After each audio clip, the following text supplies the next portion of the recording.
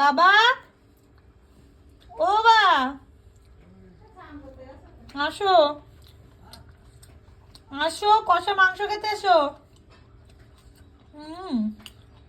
অসম্ভব ভালো। মানে মোরগটার ওয়েট ছিল 4 কেজির কাটা, মানে কাছাকাছি গোটা।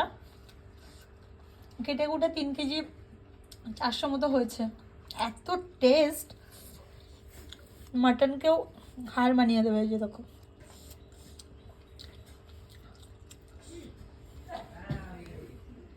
দারুণ।